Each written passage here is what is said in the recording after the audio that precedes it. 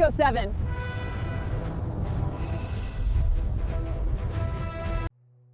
"23 years old, kneeling by a pool, testing the water with his hand, and then he slipped.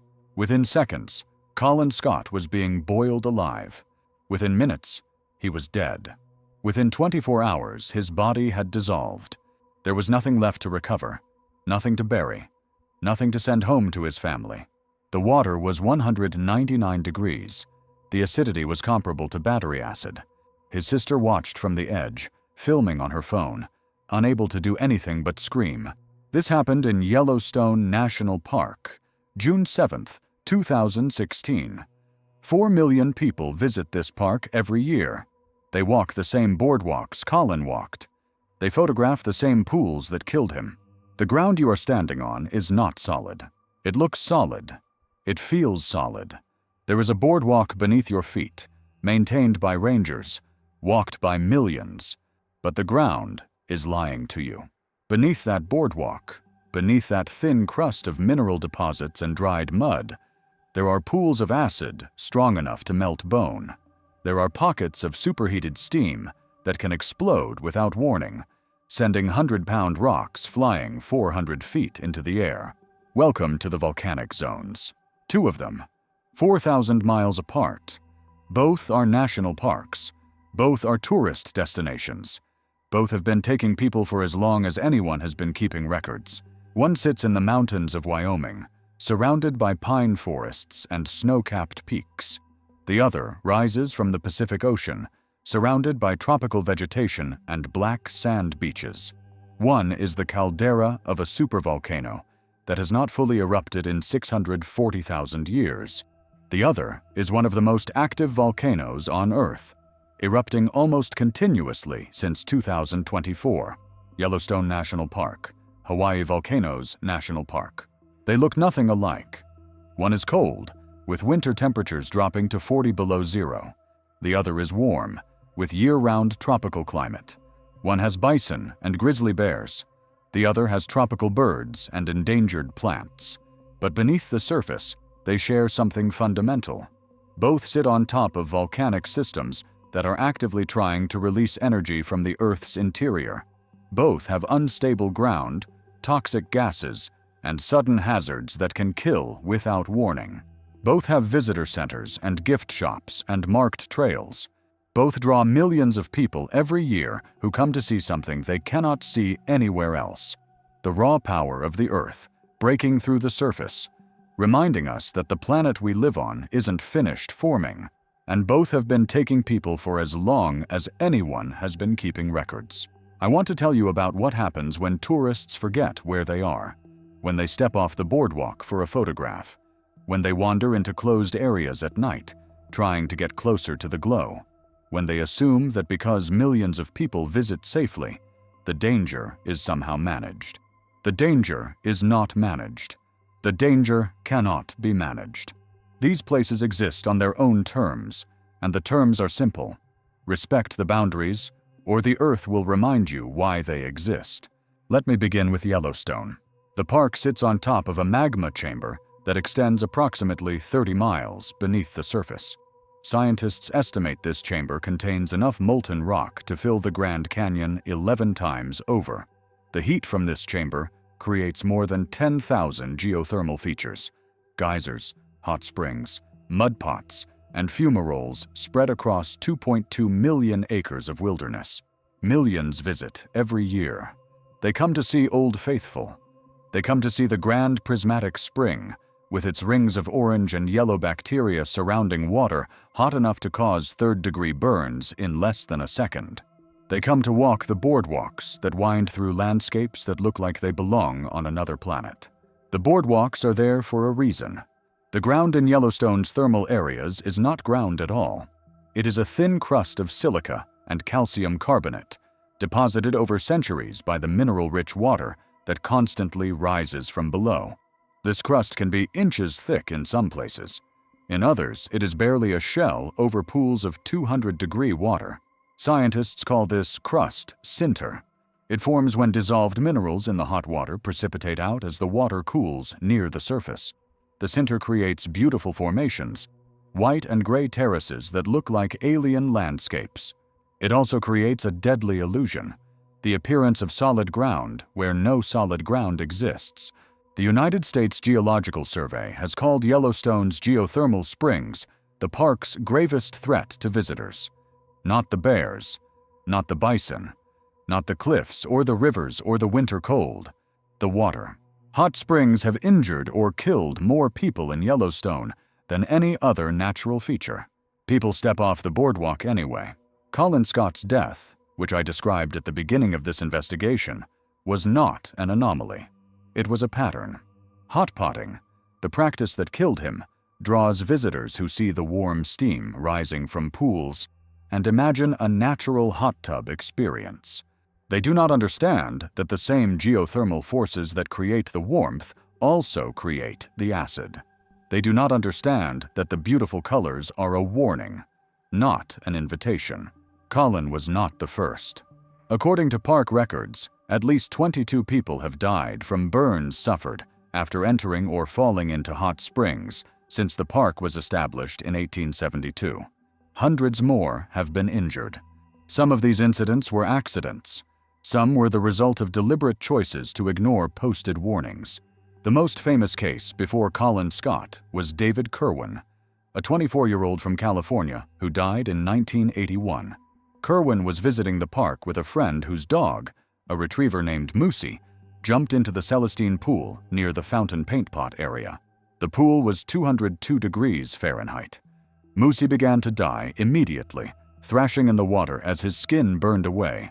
Kerwin prepared to dive in after the dog. A bystander screamed at him not to do it. "Like hell I won't," Kerwin replied. He dove headfirst into the boiling water. Witnesses pulled him out almost immediately, but the damage was done. Third-degree burns covered his entire body. His skin was already sloughing off as they dragged him from the pool. A friend who tried to help him remembered that Kerwin's eyes were completely white, cooked by the heat. "That doesn't matter," Kerwin said, according to witnesses. He knew he was blind. He knew he was dying. He died the next morning. The dog, Moosey, also died. Both bodies were recovered, but barely. There are patterns in these deaths. People who leave the boardwalks. People who bring dogs and then try to save them. People who approach pools at night when they cannot see where the safe ground ends. People who assume that because the water looks calm, it must be safe.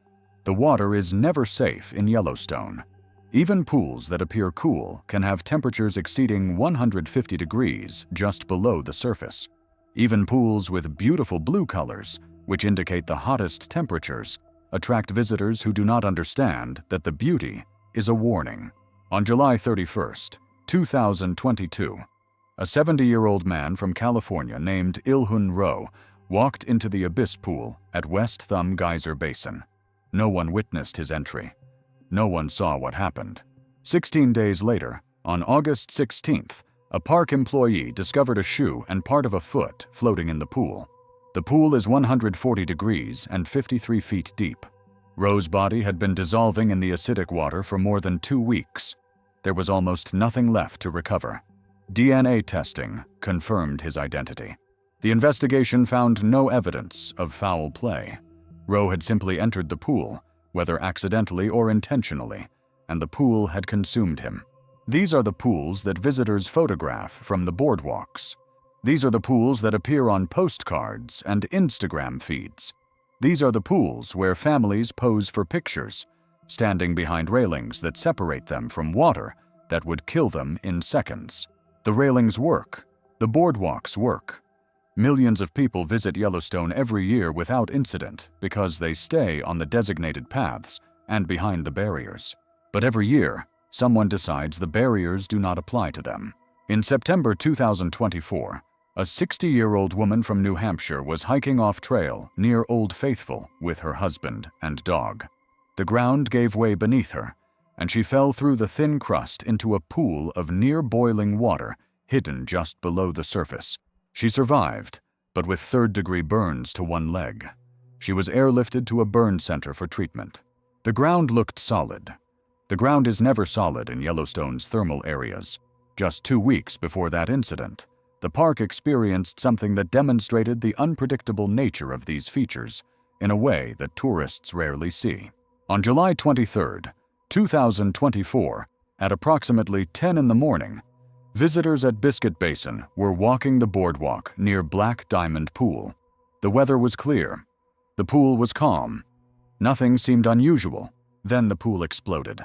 A hydrothermal explosion sent a plume of boiling water, mud, and rocks 400 to 600 feet into the air. Debris rained down across the boardwalk. Rocks weighing up to 100 pounds flew through the air. The boardwalk was destroyed. Visitors ran for their lives. Miraculously, no one was injured. The explosion happened to occur during a brief moment when no one was standing directly adjacent to the pool. Minutes earlier or later, and the outcome could have been catastrophic.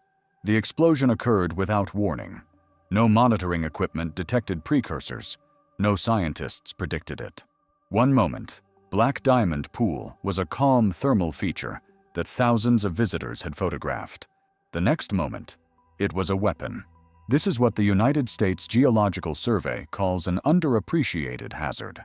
Hydrothermal explosions occur 1 to 2 times per year, somewhere in Yellowstone. But most happen in the backcountry where no one sees them.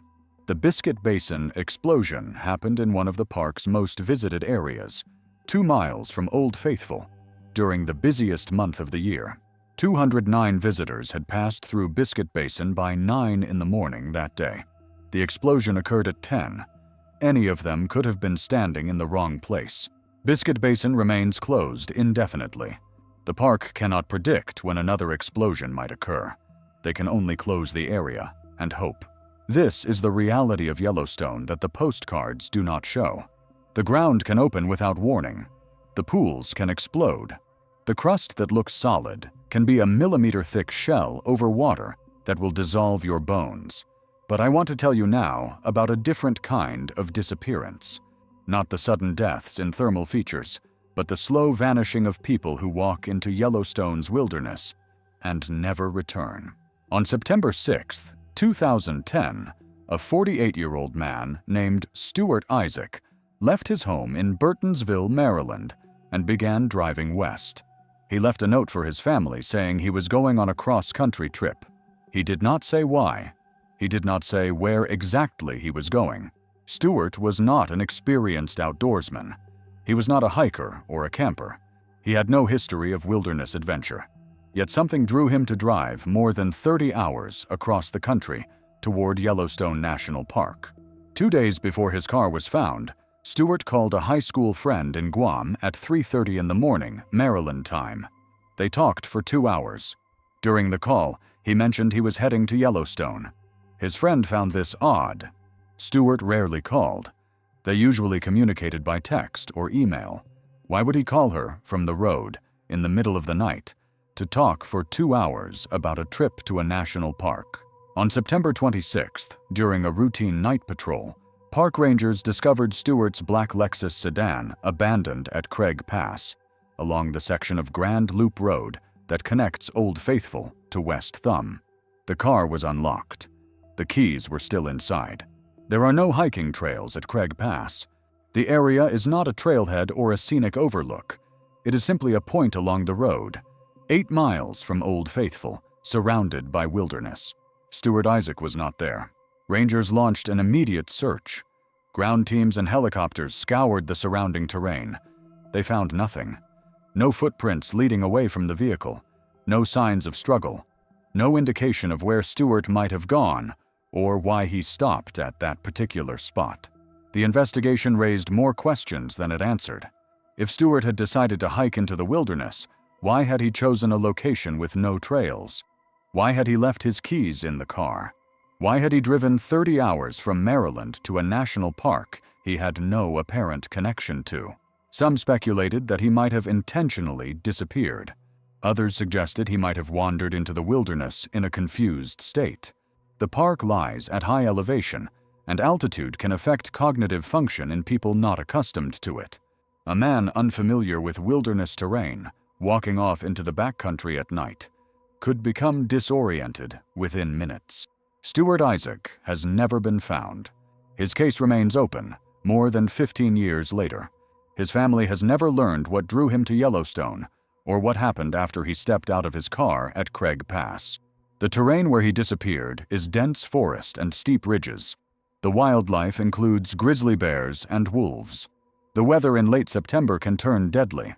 A person who becomes lost in this area, without proper equipment or wilderness experience, faces overwhelming odds. This is the other face of Yellowstone. Not just the boiling water and the exploding pools, but the vast wilderness that extends beyond the boardwalks, beyond the roads, beyond the areas where rangers can easily reach. 2.2 million acres of mountains and forests and rivers and thermal features, all of it capable of killing the unprepared and hiding the lost. The pattern I am tracking in this investigation connects both types of disappearance: the sudden deaths in the thermal features and the slow vanishing into the wilderness. Both happen because people underestimate what Yellowstone actually is. The thermal deaths happen in the most visited areas of the park: Old Faithful, Grand Prismatic, Norris Geyser Basin.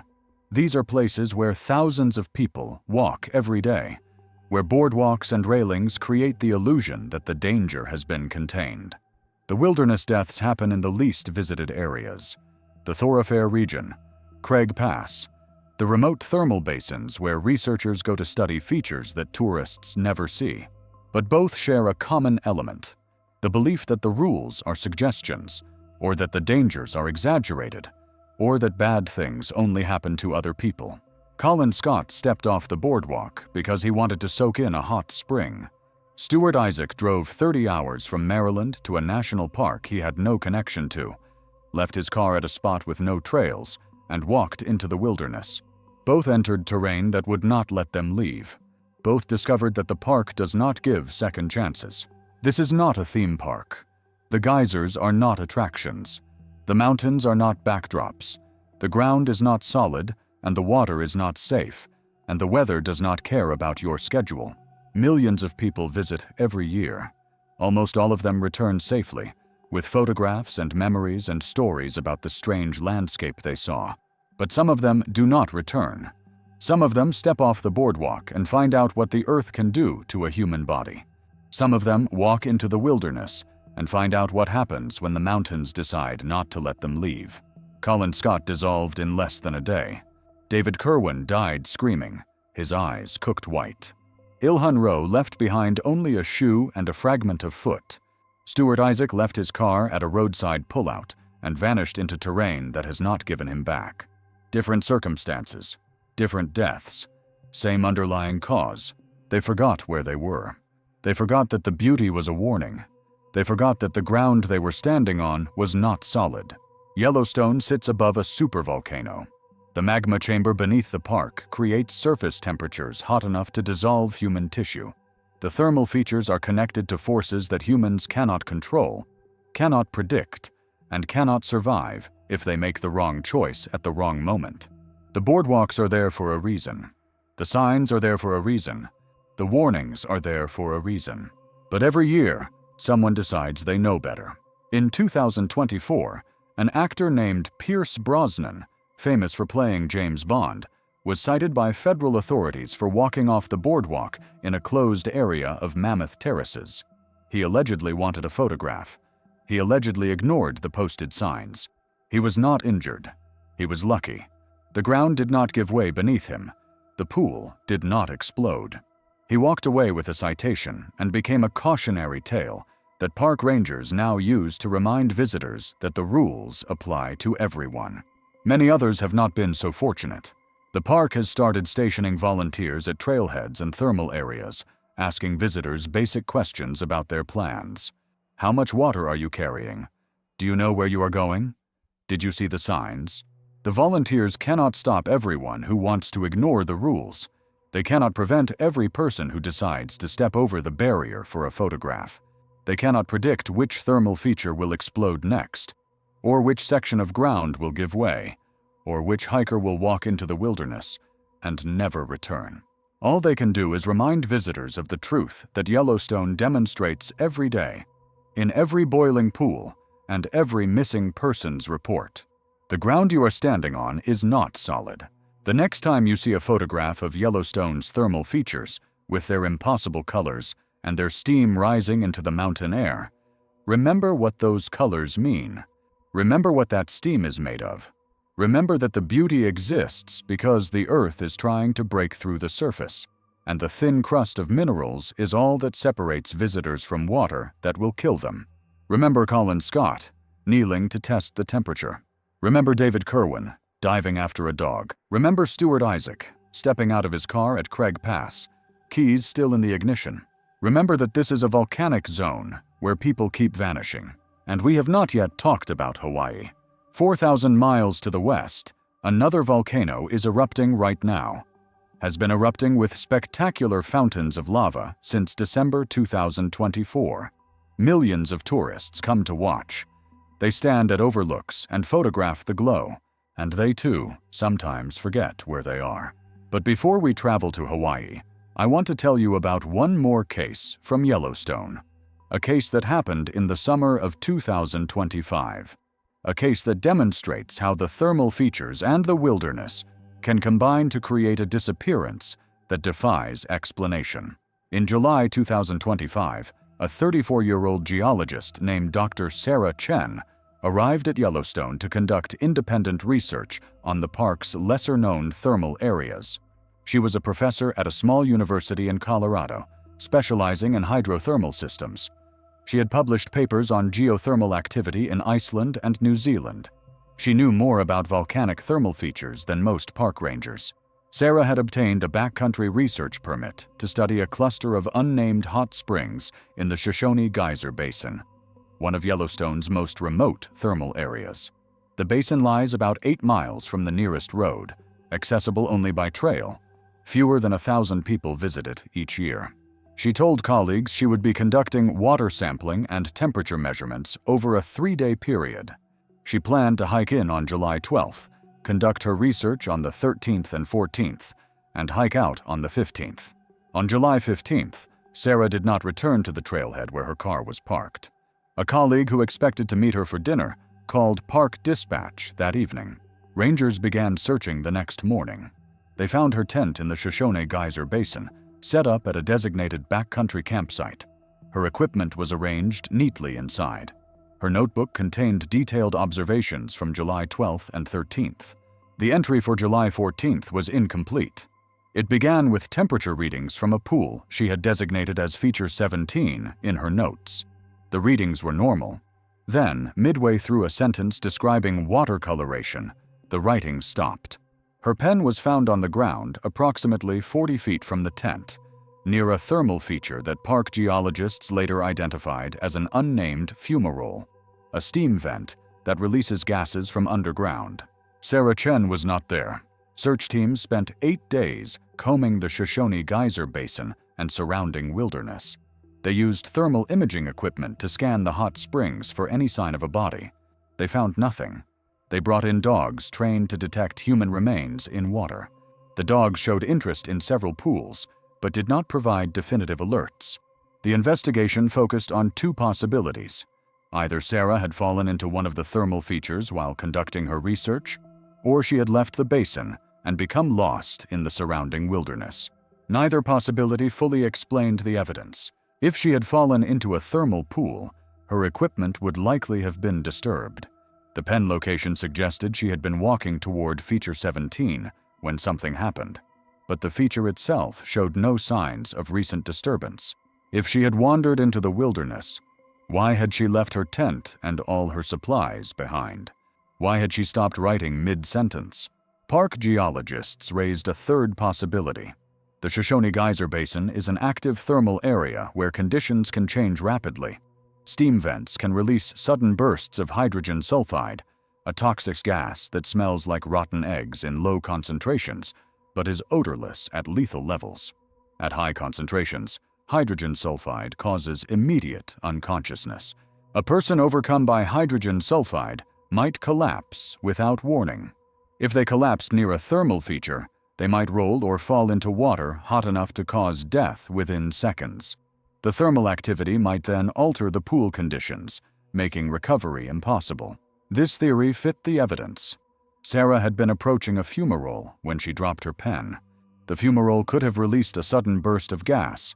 She could have collapsed, fallen, and been consumed by the thermal system before anyone knew she was in danger. But without a body, the theory remained speculation. Sarah Chen's case is officially listed as a missing person. Her family has offered a substantial reward for information. Her colleagues at the university have established a memorial scholarship in her name. The Shoshone Geyser Basin continues to release steam and sulfur gases. The unnamed pools continue to bubble at temperatures exceeding 180 degrees. Feature 17, where Sarah's pen was found, continues to exist as it has for centuries, indifferent to the geologist who came to study it and never returned. This is what I mean when I talk about volcanic zones, where people keep vanishing. It is not just the obvious dangers, the boiling pools and the exploding geysers. It is also the invisible dangers, the toxic gases, and the unstable ground, and the sudden changes that can transform a research expedition into a disappearance. Sarah Chen knew more about thermal features than almost anyone who visits Yellowstone. She had studied volcanism for 15 years. She understood the chemistry of hot springs and the physics of hydrothermal explosions. She knew the risks, and she vanished anyway. Experience does not protect you in these places. Knowledge does not protect you. The Earth operates on its own schedule, and when conditions change, they change without regard for human expertise or preparation. The park has since implemented new protocols for backcountry researchers working near thermal features. They now require check-ins every 12 hours. They provide emergency beacons that can be activated remotely if a researcher fails to make contact. They have installed additional gas monitoring equipment in the Shoshone Geyser Basin. These measures might save lives in the future. They did not save Sarah Chen. I want to leave you with a thought. The thermal deaths I have described represent only a fraction of the danger. At least 8 people have died from bear encounters. Dozens more have disappeared into the wilderness and never been found. But the number that matters most is the one that is hardest to calculate. The number of people who made it safely across thin ground that could have collapsed beneath them. The number who walked past pools that could have exploded. The number who breathed air that could have been toxic. Millions of people visit Yellowstone every year. Almost all of them return safely. But every single one of them walked through an active volcanic zone where the ground is not solid, the water is not safe, and the air itself can sometimes kill. They were lucky. Colin Scott was not lucky. David Kerwin was not lucky. Stuart Isaac was not lucky.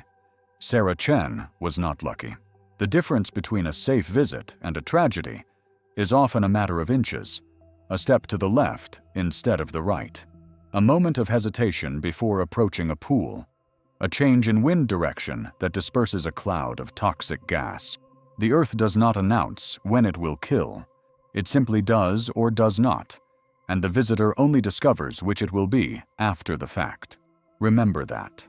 The next time you see a photograph of Yellowstone's Grand Prismatic Spring, with its rings of orange and yellow surrounding water, bluer than the sky. The next time you watch a video of Old Faithful erupting, sending steam 200 feet into the mountain air. The next time you think about visiting this strange and beautiful place. The beauty is not an invitation. The beauty is a warning. The colors exist because the water is hot enough to kill. The steam exists because the Earth is releasing pressure that could explode at any moment. The boardwalks are there because the alternative is death. Stay on the boardwalks. 4,000 miles west of Yellowstone, another volcano is putting on a show.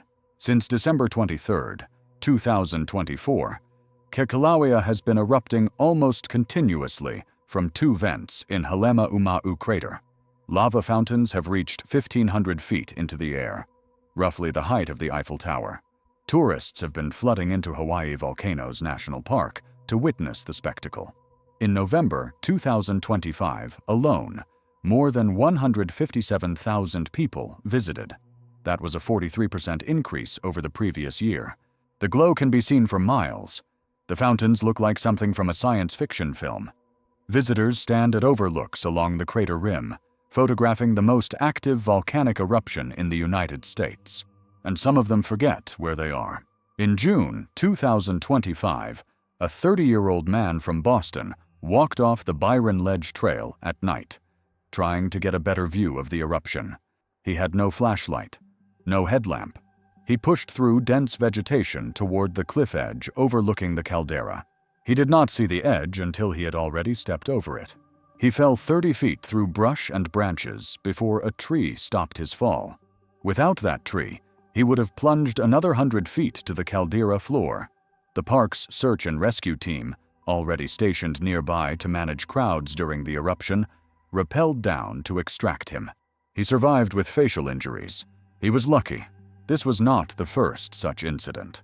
In January 2022, during an earlier phase of Kīlauea's activity, a man was found dead 100 feet below the crater rim in a closed area of the park. Rangers and firefighters recovered his body from the steep terrain. He had apparently fallen while trying to get a closer view of the glowing lava lake. The investigation found no foul play. He had simply walked into an area that was closed for precisely this reason. The cliff edges are unstable, the terrain is treacherous, and visibility at night can be near zero. He wanted to see the glow. The fall killed him. A few days before the Boston man's fall in June 2025, a toddler had nearly run off the same cliff edge. His mother grabbed him just a foot or two from the drop.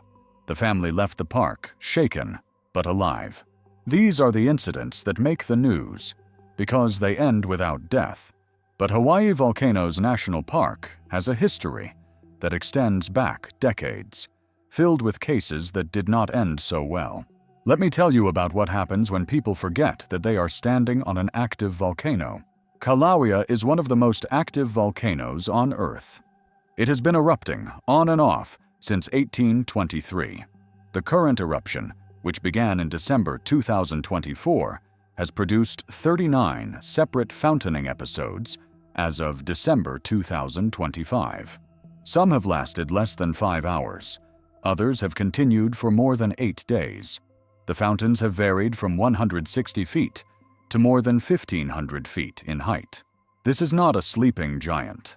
This is a volcano that is actively creating new land, releasing toxic gases, and demonstrating the raw power that built the Hawaiian Islands over millions of years. The most recent reminder of that power came in 2018, when Kilauea's lower East Rift Zone erupted spectacularly. Lava burst from 24 fissures in the Leilani Estate subdivision. Rivers of molten rock flowed toward the ocean, destroying everything in their path. 716 homes were lost. Hawaii's largest natural freshwater lake was boiled away in hours. Entire communities, Kapoho, Vacationland Hawaii, the Kapoho beach lots, were simply erased from the map. At the summit, the floor of Halemaumau crater collapsed in a series of explosive events. The crater that visitors had photographed for decades dropped by more than 500 meters. The famous Jagger Museum, perched on the crater rim, was damaged beyond repair. The Hawaiian Volcano Observatory had to relocate. The park was closed for months. When it reopened, the landscape had changed. The viewing areas that existed before 2018 were gone. The crater itself was deeper and wider. The volcano had reminded everyone who held the power. The current eruption is different in character, but no less impressive. Instead of lava flows destroying communities, the activity is concentrated within the crater. Fountains shoot into the air, lava fills the crater floor, and visitors watch from overlooks that the park has determined to be safe. But safe is a relative term when you are standing on an active volcano. The park draws visitors with that power. People come to see creation in progress. They come to stand at the edge of the crater and watch lava fountains illuminate the night sky. They come to walk across lava fields that cooled only years ago, black rock stretching to the horizon like the surface of another planet. And the park does its best to keep them safe. There are boardwalks and overlooks. There are warning signs and barriers. There are rangers who patrol the trails and volunteers who answer questions.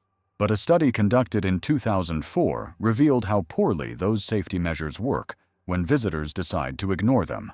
Researchers surveyed more than 800 hikers leaving the lava fields, a hike that can extend more than 10 kilometers across rough terrain. 93% admitted hiking beyond the warning signs posted 500 meters from where lava was entering the ocean. Over half were unprepared for the conditions, lacking flashlights, sufficient water, first aid kits, and sunscreen. Many had pre-existing health conditions that could be exacerbated by volcanic gases, including heart problems and asthma. 7% were wearing dress shoes or high heels on terrain that can slice through hiking boots. 5% admitted they were intoxicated. This is who visits active volcanic zones. Not trained professionals with safety equipment and emergency protocols. Regular tourists who underestimate the terrain, ignore the warnings, and assume that nothing bad will happen to them because bad things happen to other people. The hazards do not care about assumptions. But there are also hazards that cannot be contained by signs and barriers. Hazards that exist because this is an active volcanic zone, not a theme park attraction. The first hazard is the air itself. Kilauea releases massive quantities of volcanic gases, primarily sulfur dioxide. The current eruption produces approximately 1,000 to 1,500 tons of sulfur dioxide per day, even during pauses between fountaining episodes. When sulfur dioxide mixes with moisture and oxygen in the atmosphere, it creates VOG, a volcanic smog that can spread across the entire island and beyond. At high concentrations, sulfur dioxide causes respiratory distress, headaches, and eye irritation. People with asthma or other respiratory conditions can experience severe symptoms. The VOG from Kilauea affects not just the immediate area, but communities miles away. On days when trade winds are absent, the volcanic smog can blanket the entire leeward coast of the Big Island. Schools issue air quality warnings. Hospitals see increases in respiratory complaints. The air that millions of tourists breathe during their Hawaiian vacation carries traces of the volcano's exhaust. But sulfur dioxide is not the only gas. The volcano also releases carbon dioxide and hydrogen sulfide. Carbon dioxide is heavier than air and can accumulate in low-lying areas, displacing oxygen. People have been killed by carbon dioxide pockets near volcanic vents around the world. Hydrogen sulfide is the gas that smells like rotten eggs. At low concentrations, it is merely unpleasant. At high concentrations, it can cause immediate unconsciousness and death. The danger is that at lethal concentrations, the gas destroys the olfactory nerves, so victims cannot smell it. Visitors who stay on designated paths and overlooks are generally safe from gas hazards. The trade winds that blow across Hawaii, most of the time, carry the gases away from viewing areas. But conditions can change. Wind can shift. Gas concentrations can spike. And people who leave the designated paths put themselves in areas where gas accumulation is unpredictable. The second hazard is the ground. Hawaii's volcanic rock is called basalt. It forms when lava cools rapidly, creating a surface that is often sharp, brittle, and unstable. Walking across lava fields, even cooled ones, requires careful attention. The rock can cut through footwear. It can collapse under weight. It can hide tubes and caves that drop into darkness. Lava tubes are natural tunnels formed when the outer surface of a lava flow cools and solidifies, while molten lava continues to flow inside. When the eruption ends, the tube drains, leaving a hollow channel that can extend for miles underground. The ceiling of a lava tube can be thin, sometimes only inches thick. A person walking above might break through and fall into darkness. The park has mapped some lava tubes and opened them for guided tours. Others remain unmapped and unmarked. A visitor who walks off trail might step onto what appears to be solid ground and fall into a hole that no one knows exists. The third hazard is the most deceptive: the beautiful white plume that rises where lava meets the sea.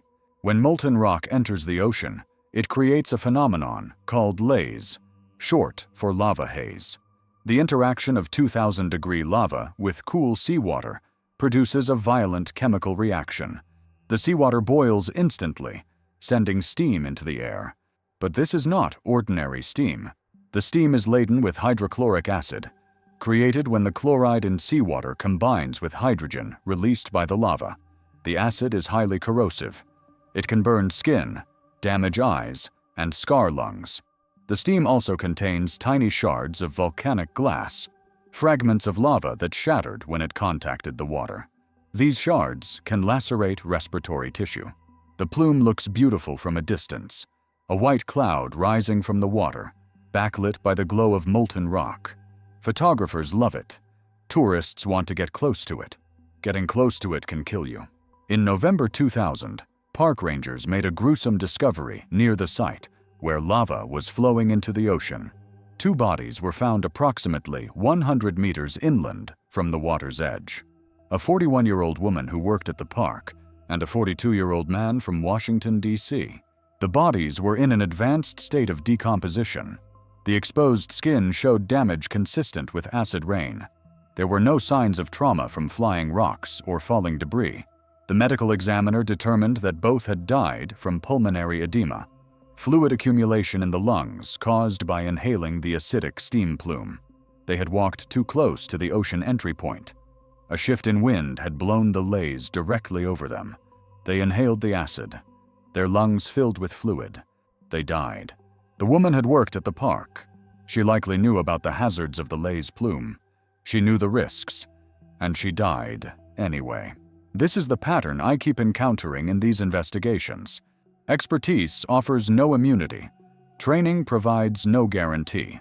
The volcano operates on its own terms, and when conditions align in the wrong way, the volcano kills. The laze plume is not the only hazard at ocean entries. The new land that forms where lava meets sea is called a lava delta, or lava bench. It looks solid. It appears to be an extension of the coastline. Visitors walk onto it to get closer to the action. But lava deltas are not stable ground. They form on top of loose volcanic debris that has tumbled down the underwater slope. The structure is inherently unstable, like a house built on sand. At any moment, with little or no warning, the delta can collapse into the ocean. In April 1993, a Kona photographer named Prem Nagar was standing on a lava bench with several other visitors. They were inside a closed area, having crossed a rope barrier to get closer to where lava was entering the sea. They felt small earthquakes. The lava flow into the ocean became more active. Most of the visitors moved away from the edge. Nagar returned to the edge. He wanted the photograph. The bench collapsed. A section of new land, approximately 690 feet long, 45 feet wide, and 25 feet thick, slid into the ocean. The collapse triggered an explosion as hot lava contacted seawater. Incandescent blocks of rock, some as large as 2.5 feet in diameter, were hurled up to 550 feet inland. 25 other visitors in the area were pelted by the flying rocks. Many suffered lacerations as they fled across the sharp lava in the darkness. They were injured, but alive. Prem Nagar was swept into the sea. His body was never recovered. He had crossed the barrier. He had ignored the warnings. He wanted the photograph, and the volcano took him. The explosion that followed the collapse sent scalding seawater washing over the sea cliff in a surge. Visitors who had retreated when they felt the earthquakes were still burned by the superheated water. If more people had been standing on the bench when it collapsed, the death toll would have been far higher. The lesson from Prem Nagar's death is clear. Lava deltas are not stable ground. They can collapse at any moment, with little or no warning. The beautiful new land that forms at ocean entries is an illusion, a temporary structure built on loose debris that will eventually fail. The park posts warnings. The park sets up barriers, and people cross them anyway because they want the photograph, because they believe they can judge the stability of ground that has fooled even experienced geologists. 5 years later, in 1998, another visitor died at an ocean entry. A Big Island resident entered a closed area at night and fell 25 feet from the top of a cinder cone onto the lava delta below. The extreme heat killed him. His body was never recovered. Between 1992 and 2002, according to published research, 40 fatalities occurred within Hawaii Volcanoes National Park, 45 serious injuries, 53 minor injuries. Some of these deaths were from volcanic hazards. Others were from the mundane dangers of hiking across rough terrain, falls, dehydration, getting lost in a landscape where everything looks the same. In 2005, a 41-year-old Texas man named Gilbert Dewey Gadge III decided to hike across the lava fields to get a closer look at Kilauea. He parked his rental car at the end of a road near an old lava flow and walked into the darkness. He did not come back. Search teams looked for days. Fire crews and rangers searched on foot and horseback. Helicopters flew over the area. They found nothing. 5 days later, a tourist helicopter spotted him stumbling across the lava, trying to attract attention with a mirror from his camera. He had survived by squeezing water from moss growing on trees scattered through the otherwise barren landscape. Gadka was one of the lucky ones. He was rescued. He lived to tell his story. Others have not been so fortunate. In 2018, a 51-year-old tour guide named Sean King was leading 3 visitors on a night hike to see the lava flows near Kalapana. Rain began to fall. Heavy tropical rain, the kind that is common on the windward side of the Big Island. When rain hits active lava, it can create instant steam. If that steam mixes with sulfur gases being released from lava tubes and vents, it can create a toxic cloud that envelops anyone nearby. Sean King and his 3 tourists were caught in exactly that situation. The rain created a whiteout condition, a dense fog of steam and gas that reduced visibility to nearly zero. The steam cloud can get so bad, you can barely see your feet walking on the ground sometimes, another tour guide explained later. King collapsed. The 3 tourists, unfamiliar with the area and unable to see, hiked for several hours before they could get cell phone reception and call for help. By the time rescuers found Sean King's body, approximately 300 yards outside the park boundary, he was dead. The 3 visitors he had been guiding were treated for non-life-threatening injuries.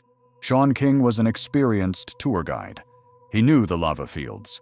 He had led countless hikes across this terrain.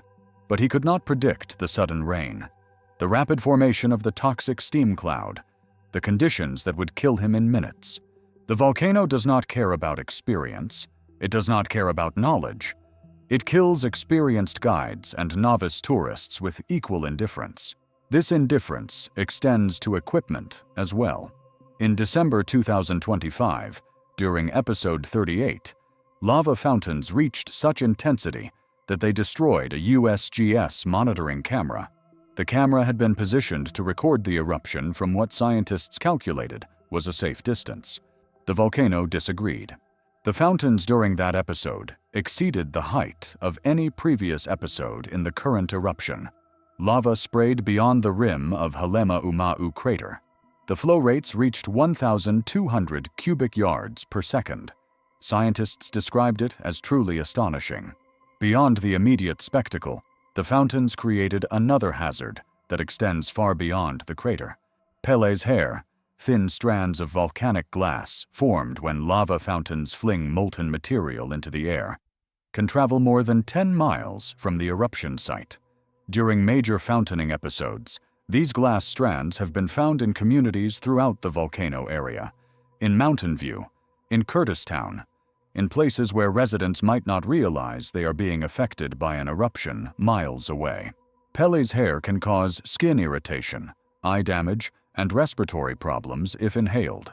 It contaminates rainwater catchment systems that many Big Island residents rely on for drinking water. It settles on cars, on rooftops, on yards where children play. The hazard is invisible until you look closely.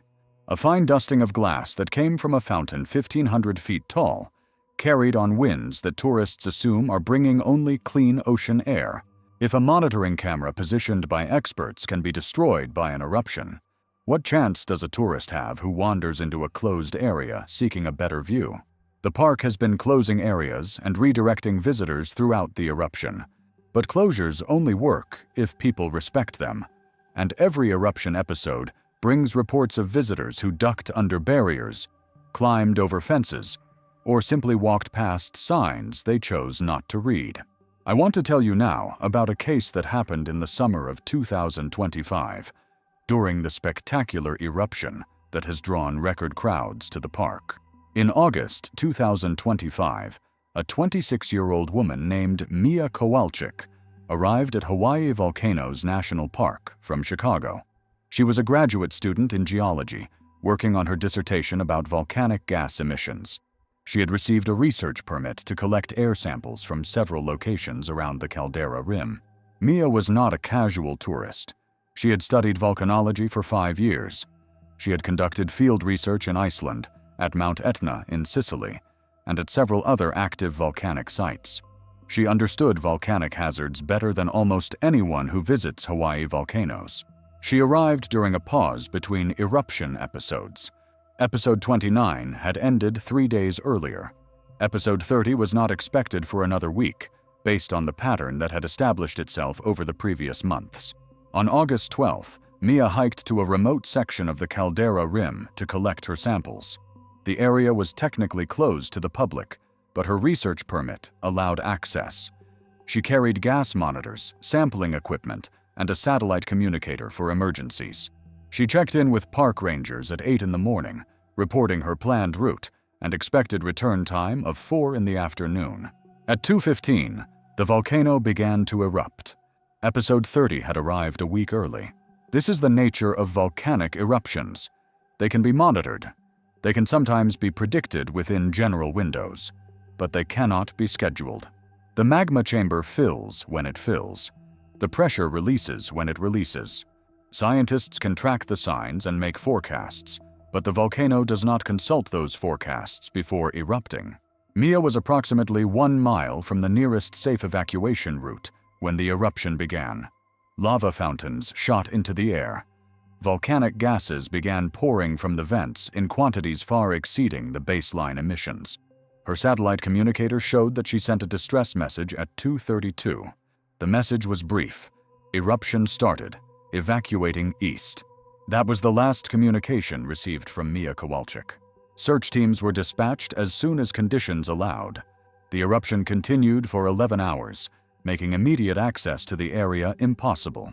By the time rangers could safely enter the zone where Mia had been working, more than 12 hours had passed. They found her sampling equipment abandoned along a trail approximately half a mile from her last reported position. Her gas monitors were still running. The readings showed that sulfur dioxide concentrations in the area had spiked to more than 100 parts per million during the eruption, far exceeding levels safe for human exposure. Mia herself was not there. Search teams spent 6 days combing the area. They used helicopters with thermal imaging. They brought in search dogs trained to detect human remains. They checked lava tubes and crevices and every depression in the terrain where a body might have fallen. Nothing. The investigation considered several possibilities. She might have been overcome by volcanic gases and fallen into a crevice or lava tube. She might have become disoriented in the low visibility conditions caused by volcanic emissions and fallen from a cliff edge. She might have tried to evacuate through an area that was impassable and been caught when lava flows cut off her route. One theory suggested she had sought shelter in a lava tube when the gas concentrations became dangerous, not realizing that carbon dioxide would accumulate in the low-lying tube and suffocate her. If that happened, her body might lie in a tube system that has never been mapped, waiting to be discovered by some future explorer or geologist. Another theory proposed that she had made it farther toward safety than her abandoned equipment suggested, but collapsed in an area of heavy volcanic debris that was subsequently covered by tephra from the continuing eruption. If that is what happened, she might never be found. The volcano would have buried her. None of these theories could be confirmed because Mia Kowalczyk was never found. Her parents flew to Hawaii from Chicago. They held a memorial service at the park.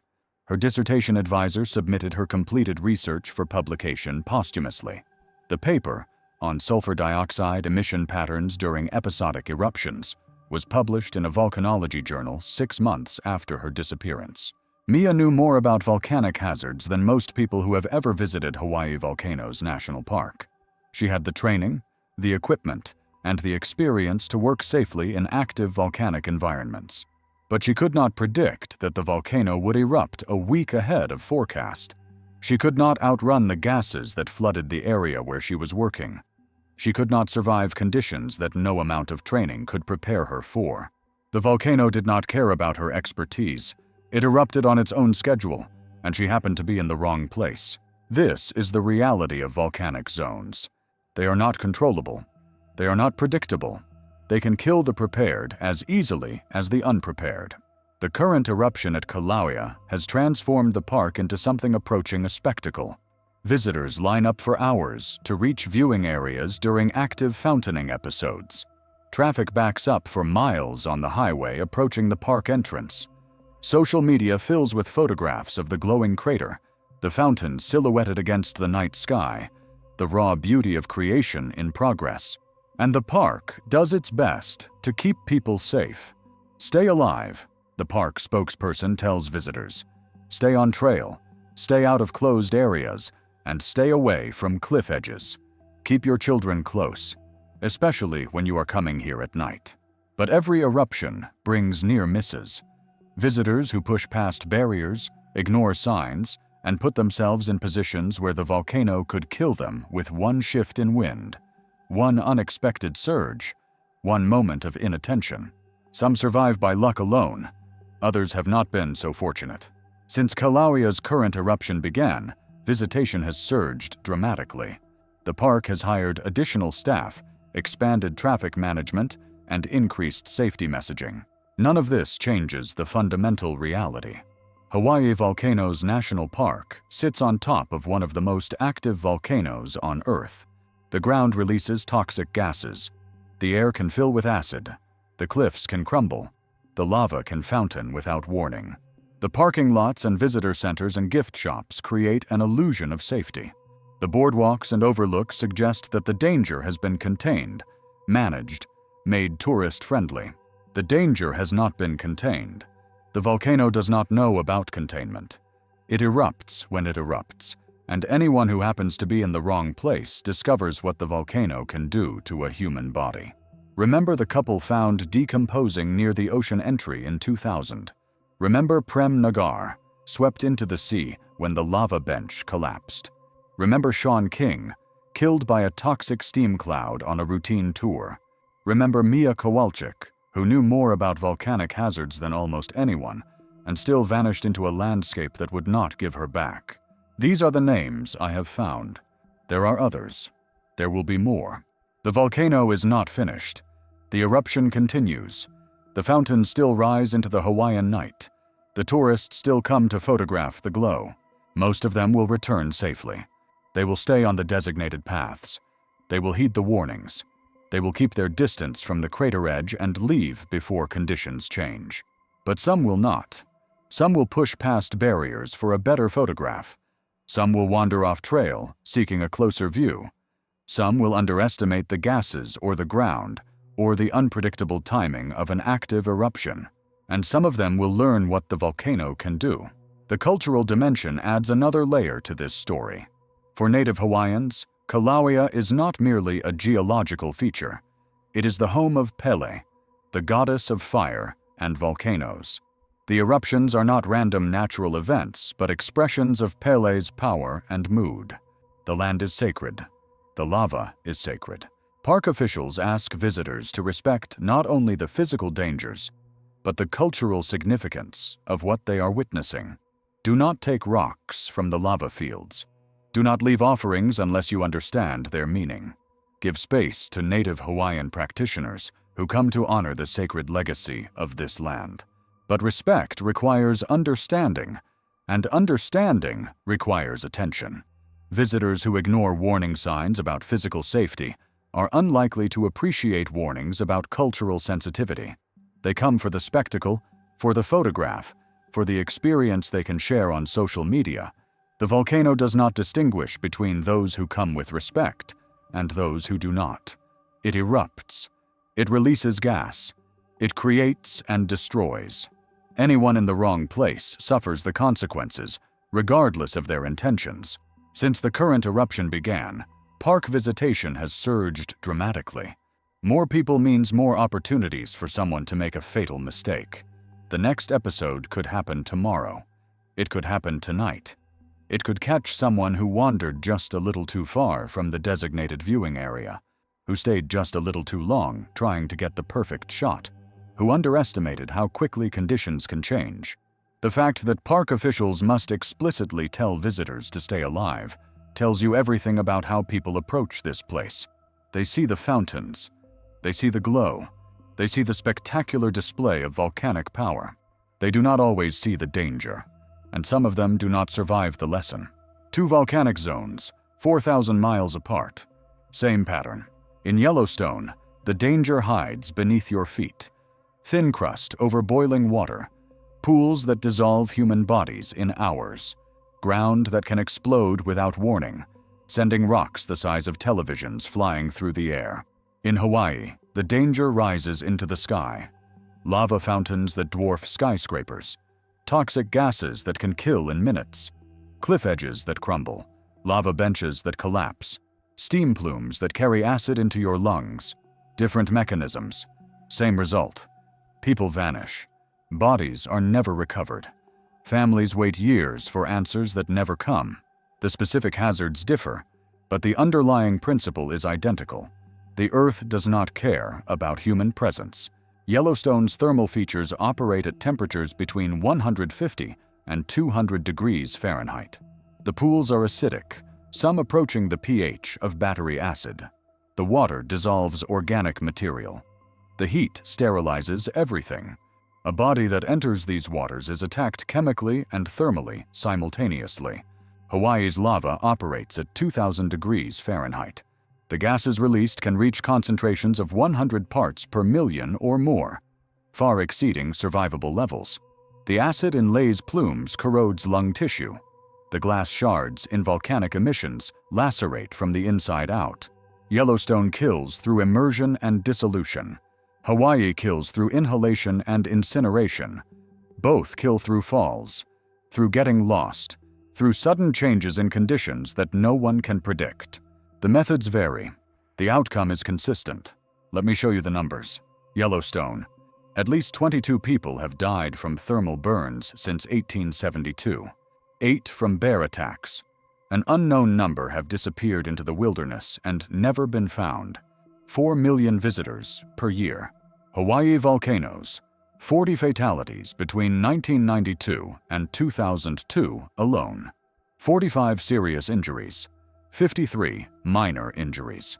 That is 1 decade of a park that has been operating since 1916. Nearly 2 million visitors per year. Combined, these 2 parks see 6 million visitors annually.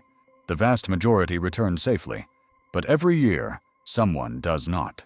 The cases I have documented share common elements. Colin Scott left the boardwalk seeking a hot spring to soak in. He slipped, fell, and was gone within a day. Prem Nagar crossed a barrier in Hawaii to photograph lava entering the ocean. The bench he was standing on collapsed. He was swept into the sea and never recovered. Both ignored posted warnings. Both wanted something the park had told them they could not safely have. Both paid with their lives. David Kerwin dove into a boiling pool in Yellowstone to save a dog.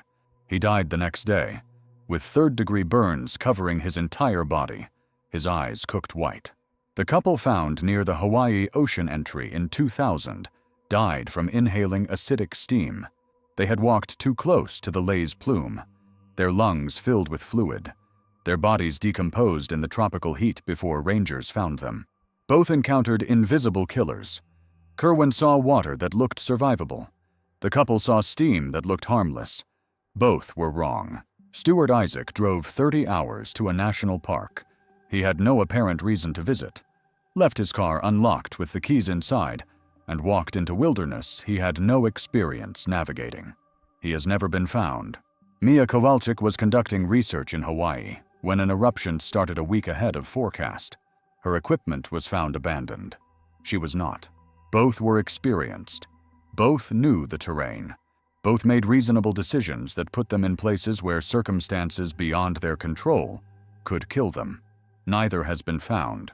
The pattern is clear. Experience does not protect you. Preparation does not protect you. Knowledge does not protect you. What protects you is respect for the boundaries. The data supports this conclusion absolutely. In Yellowstone, every thermal death since records began has involved someone who left designated safe areas. Every single one. The boardwalks have never collapsed and dropped someone into a pool. The viewing platforms have never given way. The people who died were people who chose to leave safety behind. In Hawaii, the pattern holds. Prem Nagar crossed a barrier. The couple in 2000 walked into an area affected by laws. The 1998 victim entered a closed area at night. The man who fell in 2022 was in a closed section of the park. The barriers work. The closures work. They only fail when people decide they do not apply. Stay on the boardwalks. Stay behind the barriers. Stay out of closed areas. Stay away from cliff edges. These are not suggestions. They are the difference between returning home and becoming another name in a case file. The infrastructure of tourism creates a dangerous illusion. Parking lots suggest accessibility. Visitor centers suggest control. Gift shops suggest that the experience has been packaged and made safe. None of this is true in volcanic zones. Remember the Biscuit Basin explosion. The parking lot was open. The boardwalk was busy. Visitors were doing exactly what millions do every year. Then Black Diamond Pool detonated. The monitoring equipment had detected nothing. The explosion was the first sign that anything was wrong. This is worth emphasizing. The USGS has some of the most sophisticated volcanic monitoring equipment in the world, deployed at both Yellowstone and Hawaii. Seismometers track every tremor. Tiltmeters measure ground deformation. Gas sensors monitor emissions. Thermal cameras watch the hottest areas continuously. None of it predicted the Biscuit Basin explosion. In Hawaii, episode 38 of the current eruption was so intense, it destroyed a USGS monitoring camera. The camera had been positioned at what scientists calculated was a safe distance. The volcano exceeded their calculations. If the best monitoring technology in the world cannot predict these events, tourists certainly cannot. The person who steps off the boardwalk to get a better photograph is not making an informed risk assessment. They are gambling that the volcano will not choose that moment to demonstrate its power. Some gamblers win. The majority of people who violate park rules return safely. They post their photographs online. They brag about getting closer than the tourists who followed the rules. The ones who lose do not post anything. They dissolve, or fall, or vanish, and their families spend years wondering what happened. The surge in Hawaii visitors since the eruption began has been dramatic. They come to see fountains reaching 1,000 feet or more. They come to photograph the glow that illuminates the night sky. And some of them push past barriers. Some of them walk off trails. Some of them approach cliff edges in the dark, without flashlights, trying to get closer to the spectacle. The Boston man who fell 30 feet in June 2025 survived because a tree caught him. The toddler grabbed a foot from the edge, survived because his mother reacted in time. The man in January 2022 had no such luck. The volcano does not grade on a curve. It does not give partial credit for good intentions. It kills or it does not, and the difference is often inches. Consider the contrast between those who survived and those who did not. In Yellowstone's thermal incidents, the people who survive are those who fall partially, who are pulled out immediately, who happen to land in water that is merely scalding rather than boiling. The difference between a third-degree burn and death can be 20 degrees of water temperature or 10 seconds of exposure. Gilbert Gedka survived 5 days lost in Hawaii's lava fields because he found moss to squeeze water from. He was lucky to find vegetation in a landscape that is mostly barren rock. Others have not found that vegetation. Others have died of dehydration within sight of rescue. The margin between survival and death in volcanic zones is razor thin. The only reliable way to stay on the right side of that margin is to never put yourself in a position where the margin matters. Stay on the boardwalks. Do not give the volcano an opportunity. I want to address something that connects all of these cases: the belief that danger happens to other people. Remember the survey of hikers leaving Hawaii's lava fields. 93% admitted walking past warning signs. 7% wore dress shoes. 5% were intoxicated. These are not anomalies. These are typical visitors to volcanic zones. People who believe that warnings are exaggerated, that their judgment is sufficient, that bad outcomes happen to careless people, and they are not careless. Colin Scott was not careless. He was adventurous. He wanted an experience that the park did not offer officially, so he went to find it himself. Prem Nagar was not careless. He was a professional photographer who wanted the shot that would define his portfolio. Stuart Isaac was not an experienced outdoorsman. He was not prepared for wilderness survival, yet something compelled him to drive across the country and walk into terrain that swallowed him. They all made choices that put them in positions where the environment could kill them. The environment obliged. This is not victim blaming. This is pattern recognition. The volcanic zones kill people who underestimate them. The solution is to not underestimate them. There is a modern element to this pattern that deserves mention. Social media has created incentives to take risks that did not exist a generation ago. The photograph that gets the most engagement is often the one taken from the most dangerous position. The video that goes viral is the one that shows the creator doing something prohibited. Content creators visit these parks and model behavior that kills people. They step over barriers. They approach thermal features. They walk to cliff edges. They post the results to millions of followers who see the spectacle without understanding the risk. When Pierce Brosnan was cited for walking off the boardwalk at Yellowstone's Mammoth Terraces, photographs of him in the closed area circulated widely. Some viewers saw a cautionary tale. Others saw permission. The parks cannot control what visitors post online. They can only repeat their warnings and hope that the next person who sees an influencer breaking rules also sees the news stories about the people who died doing the same thing. The families of the missing carry a burden that never lifts. Stuart Isaac's family in Maryland has spent more than 15 years not knowing what happened to him. They do not know why he drove to Yellowstone. They do not know what he was looking for. They do not know if he is alive or dead, preserved somewhere in the wilderness, or consumed by the elements. The families of those lost in volcanic zones face the same uncertainty. Did they fall into a pool? Were they overcome by gas? Did they wander into terrain that swallowed them? Are their bodies preserved somewhere, waiting to be found? Or have they been destroyed by the very forces that drew them to these places? The not knowing is its own form of torture. Sarah Chen's family in Colorado, Mia Kowalczyk's parents in Chicago, the relatives of those swept into the sea at Hawaiian ocean entries, the parents of every child who slipped away from supervision and fell into a Yellowstone hot spring. They carry the weight of unanswered questions. They cannot have funerals without bodies. They cannot have closure without answers. They can only wait and wonder and hope that someday, somehow, they will learn what happened. Some never do. The recovery of bodies in volcanic zones presents unique challenges that compound the trauma for families. In Yellowstone's thermal pools, a body can dissolve completely within hours. Colin Scott's remains were essentially gone by the time recovery operations could begin. Ilhan Rowe left behind only a shoe and part of a foot after 16 days in Abyss Pool. There is nothing to bury, nothing to cremate, nothing to place in a grave that families can visit. In Hawaii, bodies swept into the ocean during lava bench collapses are never recovered. The Pacific takes them. Prem Nagar's family has no grave. Neither does the family of the 1998 victim. Their loved ones are somewhere in the ocean currents, or consumed by marine life, or buried under subsequent lava flows that have reshaped the coastline. The wilderness claims bodies differently. Stuart Isaac's remains may be in a ravine, under deadfall, scattered by wildlife. Some bodies are never found at all, preserved in the cold of high mountains or hidden in terrain that searchers cannot fully cover. For families, the absence of remains creates a grief that cannot fully resolve.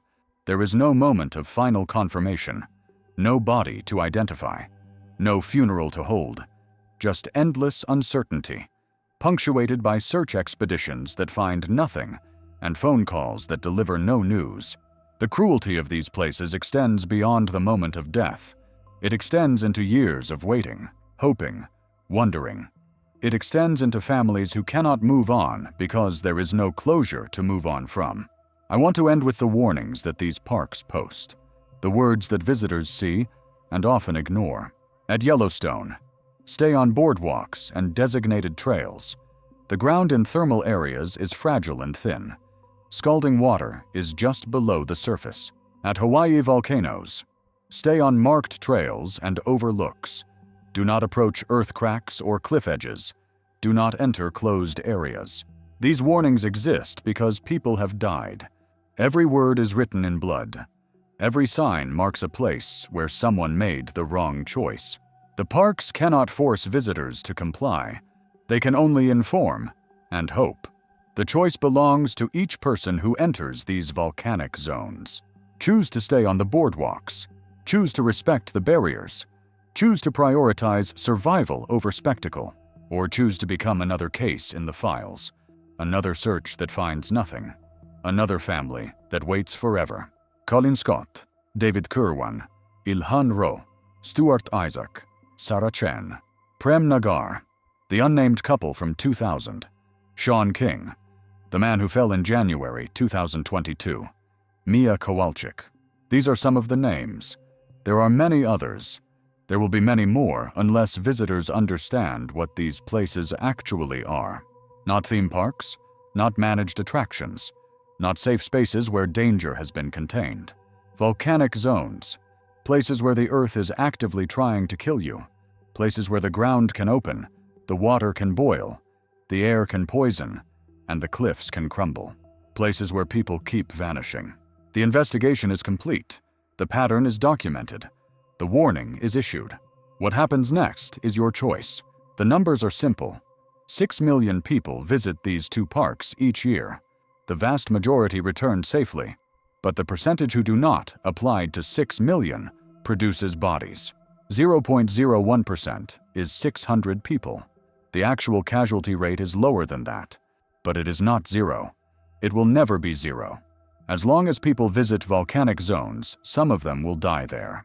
The only question is whether you will be one of them. Stay on the boardwalks. Respect the barriers. Heed the warnings. And remember the names of those who did not. The volcanic zones are waiting. They have been waiting for millions of years. They will wait millions more. They do not care whether you visit or not. They do not care whether you survive or not. That caring is your job. Stay on the boardwalks.